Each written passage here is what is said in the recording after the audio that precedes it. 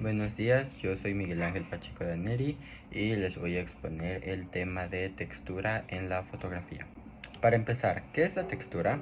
En fotografía, la textura es, lógicamente, una ilusión óptica. La sensación de textura le da una capacidad comunicativa extra a tu fotografía. A través de ella, el espectador tiene la sensación de reconocer las sensaciones táctiles que experimentaría al tocar una determinada superficie. Todo esto se consigue gracias a la misma textura. La textura y su tridimensionalidad. La primera función importante de la textura es la de dar tridimensionalidad a tus sujetos. Como sabemos, la fotografía está estrechamente ligada al sentido de la vista, solo que nosotros vemos en tres dimensiones, mientras la fotografía es un artefacto bidimensional en una eterna lucha por encontrar la tercera, e incluso una cuarta y quinta en caso de que existan. La textura se vuelve, en esta lucha, un potente aliado, puesto que añade información al sujeto fotografiado, haciendo por ejemplo intuir de qué cosa está hecho, si es áspero o liso, si es duro o suave y así sucesivamente. Con ella, por lo tanto, agregamos una tercera dimensión a las fotografías, como si pudiésemos tocarlas y a través del tacto pudiésemos sentir la materia de las que están hechas las mismas. Tenemos distintos tipos de textura. Como sabemos, la textura es un elemento visual y táctil, y puesto que la textura está en todos los objetos que hay alrededor, contamos con múltiples tipos de la misma. Entre ellos están la áspera, la suave, la rugosa y la lisa, siendo estos los principales tipos. Aunque ya mencioné los tipos de textura, también es importante mencionar los tipos de textura según su origen. En este caso se divide solamente en dos categorías. La primera es la textura natural, y esta es propia de las superficies y cuerpos de la naturaleza, por ejemplo, la corteza de un árbol o la piel de un elefante. La segunda categoría sería la textura artificial. Esta es propia de los objetos y superficies creados por las personas. En este caso podría ser una mesa de madera, una pared de ladrillos o un escritorio de vidrio. Por último, pero más importante, necesitamos saber cómo podemos lograr la textura en nuestras fotografías. El primer consejo que les puedo dar es el decirles que la textura necesita luz y sombras.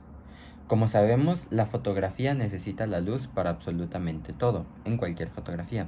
Sin embargo, en este caso en específico, también las sombras se vuelven casi indispensables, porque es su presencia o su ausencia lo que más influye a la tridimensionalidad de tu fotografía.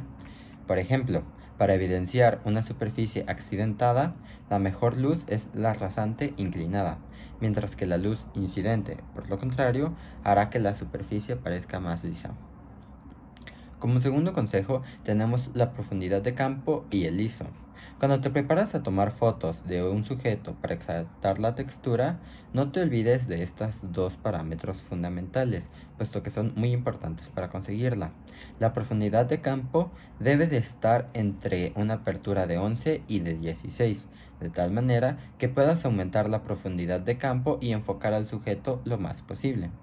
La segunda es liso.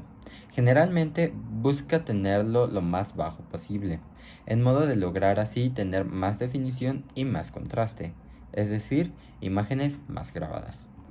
El tercer consejo es el llenar la imagen con la textura. Como vimos hace poco, la textura puede convertirse en el sujeto de tu propia fotografía. Para hacerlo mejor, es ideal llenar todo el fotograma. Si eliges el sujeto correcto y llenas toda tu fotografía con el sujeto que has elegido, de hecho te parecerá que la puedes tocar a través de tu pantalla. Por último, les tengo un consejo, aunque un poco menos común, es bastante práctico e ideal si quieres conseguir una textura todavía más fácilmente, y esto es los blancos y negros. Esto se puede lograr de dos formas. La primera forma es mediante postproducción poner a blanco y negro la fotografía ya tomada. La segunda opción es previo a tomar la foto, seleccionar desde tu cámara una escala de grises, blancos y negros para que así tu foto pueda salir en estos dos colores. ¿Para qué sirve esto? Bueno, esto es debido a que el contraste y los claroscuros del blanco y negro son capaces de exaltar o También de aplanar, si es que lo deseas, el movimiento de una superficie más que cualquier otra cosa. Esto le va a brindar un contraste necesario que tal vez no conseguiste con luces y sombras, y así tu imagen puede ser muchísimo más clara o con mayor textura según lo desees. Esa es toda mi presentación, espero les haya gustado y les sirvan los consejos para utilizar la textura en sus próximas fotografías.